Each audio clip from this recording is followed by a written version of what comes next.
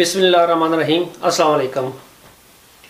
2 दिन पहले स्वीडन की इमिग्रेशन वालों की वेबसाइट पे एक नया आर्टिकल आया है ख़बर के तौर पे, और उसमें लिखा हुआ है कि कुछ लोगों के वो जो रेजिडेंट कार्ड है यहाँ के स्वीडन के अंदर वो कैंसिल भी हो सकते हैं।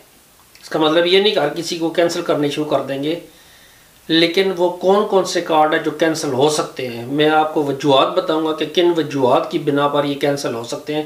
पहले वो कार्ड जिनके पास पीआर है वो भी कैंसिल हो सकती है, जिनके पास अजाइलम है वो भी कैंसिल हो सकती है, जिनके पास फैमिली का या किसी कनेक्शन के थ्रू उनके पेपर्स हैं मौजूद वो भी कैंसिल हो सकती हैं, जिनके पास वर्क परमिट है वो भी कैंसिल हो सकता है, जिन्होंने स्टूडेंट्स के तौर पे यहाँ पे रेजिडेंट कार्ड लिया हुआ है उनका भी कनेक्शन हो सकता है। अब ये कनेक्शन किस तरीके से हो सकता है, स्वीडन इमिग्रेशन वाले किस बेस पे जाते हैं कि कहते हैं जी इस बंदे का हमने करना है। सबसे पहली चीज़ ये है कि उनको या तो कोई टिप मिलती है, उस टिप में बताया जाता है कि ये चीज़ इस बंदे के साथ ठीक नहीं है, इस बंदे के साथ गलत है, और उस टिप की बुनियाद पर इमिग्रेशन वाले उसको इन्वेस्टिगेट करते हैं। इन्वेस्टिगेट करने के बाद उसको चेक करते हैं कि क्या उनकी इन्वेस्टिगेशन ठीक है या नहीं है, उसमें बंदा मुलव्वस पाया गया इस काम में या नहीं पाया गया। अगर ये बंदा गिल्टी है तो वो ये भी कर सकते हैं उसका जो पीआर भी दी हुई है या वर्क परमिट दिया हुआ है, स्टूडेंट्स के तौर पे रेजिडेंट कार्ड दिया हुआ है, वो भी कैंसिल हो सकता है। अब उन्होंने बताए हुए कौन सी ऐसी कंडीशंस हैं जिन कंडीशंस में वो इसको कैंसिल कर सकते हैं। उसमें सबसे जो पहली कंडीशन उन्होंने कहा जी कि अगर उसने जो गलत इन्फॉर्मेशन दी हुई है, फॉर एग्जांपल यहाँ पे मोस्टली क्या होता है, आपने पेपर्स के जमा करवाए कि आपने यहाँ पे वर्क परमिट ले रहे हैं, जो जॉब कॉन्ट्रैक्ट है वो गलत है, वो आप जिसके थ्रू आप करा रहे हैं, जो एजेंट के थ्रू करा रहे हैं वो आपको मिस यूज़ करता है और गलत जॉब कॉन्ट्रैक्ट लगा देता है। बेशक आप जाके पीआर भी ले लें तो बाद में अगर पता चल जाए कि इसने जो बेसिक्स काम किए है वो गलत इन्फॉर्मेशन दी हुई थी, वो वहाँ पे काम नहीं कर रहा था, या आप इस जॉब कॉन्ट्रैक्ट के अलावा अगर आप मकान का रेजिडेंट है कि जिस तरह मैंने पिछली साल बताया था वीडियो में, घरों में छापे लगा रहे हैं इसका वर्कर वाले चेक करने के लिए कि बंदे वहाँ पर रह रहे हैं या नहीं रह रहे हैं। अगर ये मिस यूज़ हो रहा है इस चीज़ का भी, और आप एक्चुअल एक जगह पर नहीं रह रहे और वहाँ का आपने दिया हुआ कि आप रेजिडेंट हैं उस घर के, आपका स्टेटस उस घर का है और वहाँ पे नहीं रह रहे, ये भी इनकरेक्ट इन्फॉर्मेशन में आती है। तो ये जो छोटी छोटी चीज़ें हैं जिनको हम बहुत लाइट लेते हैं, इमिग्रेशन वालों ने ये 18 अगस्त की मैं बात कर रहा हूँ, मैं इसका नीचे लिंक भी डिस्क्रिप्शन में दूंगा, आप इस लिंक को क्लिक करके चेक कर सकते हैं कि इसमें क्या क्या तफसील से बातें लिखी हुई हैं, ताकि आपको पता लगे कि आपने अंदर के बाद एहतियात करनी है और कहाँ कहाँ पर एहतियात करनी है। तो ये जो चीज़ है इस पे आपने गलत इन्फॉर्मेशन को बिल्कुल भी प्रोवाइड नहीं करनी। हर चीज़ जो देनी है आपने 100% करेक्ट इन्फॉर्मेशन देनी है। ये आज नहीं, ये मुस्तकबिल में आके काम आएगी। मुझे ये एक वाक़या याद आ गया कि मैं जब इटली में रहता था तो एक पाकिस्तानी ने वहाँ पे मुझसे रब्ता किया और उसने कहा जी कि मेरे साथ प्रॉब्लम है कि यहाँ पे मैंने अजाइलम ले लिया है तो मेरा पाकिस्तान का जो पासपोर्ट है वो नहीं बन रहा। मैंने कहा जी आपने अजाइलम किस तरह ले लिया है?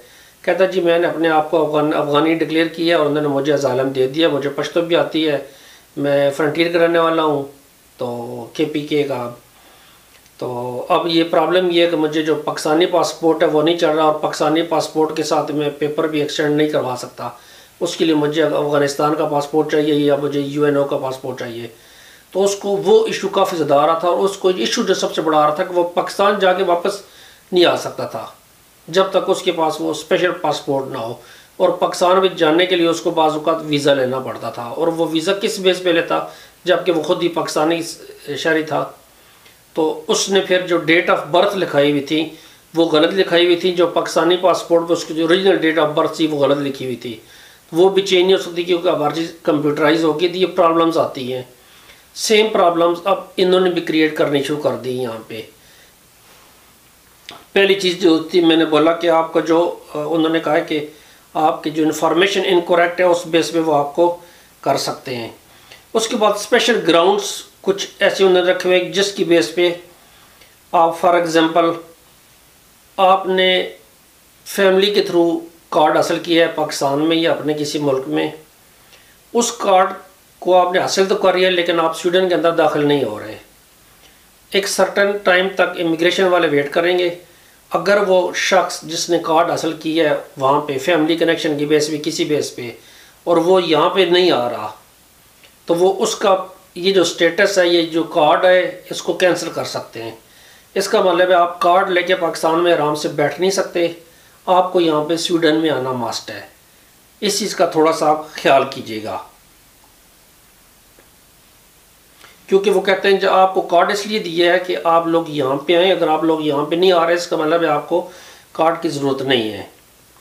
अब एक और चीज़ उन्होंने कहा जी कि आपको स्वीडन के, आपके पास अगर PR है लेकिन आप यहाँ के रेजिडेंट नहीं हैं उसके बाद, तो उस सूरत में भी आपकी PR कैंसिल हो सकती है।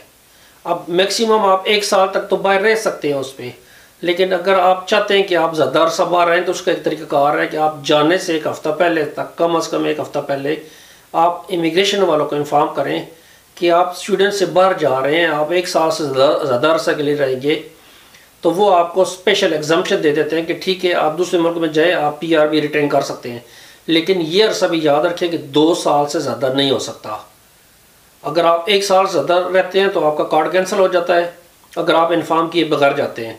लेकिन अगर आप इन्फॉर्म करके जाते हैं तो भी मैक्सिमम आप 2 साल बाहर रह सकते हैं। 2 साल के अंदर अंदर आपको वापस आना होगा।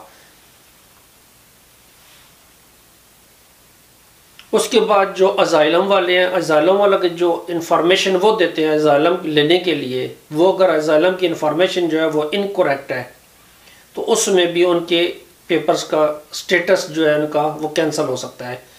अब जितने मैंने ये चीज़ें बताई कि अजाइलम होगी या पेपर्स होगी या मिस इन्फॉर्मेशन होगी या कनेक्शन बेस में जब आप पाकिस्तान में कार्ड ले लेते हैं, तो इसमें आपका रेजिडेंट कार्ड कैंसिल होने का मतलब ये नहीं होता कि आप उसके बाद एलिजिबल नहीं हैं। आप उसके खिलाफ अपील कर सकते हैं। बाद सूरतों में वो कहते हैं जी कि आपका कार्ड, आप स्वीडन के अंदर रह रहे हैं, आपका कार्ड आपने कैंसिल कर दिया इन्फॉर्मेशन के बिना पर, लेकिन वो आपको ये नहीं कहेंगे कि आप फ़ौरन मुल्क छोड़ के चले जाएं।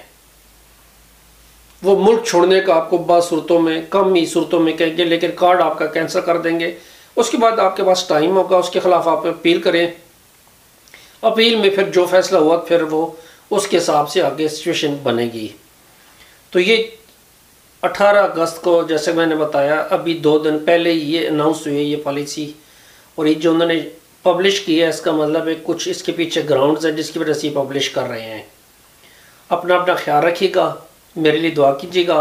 अल्लाह हाफिज़।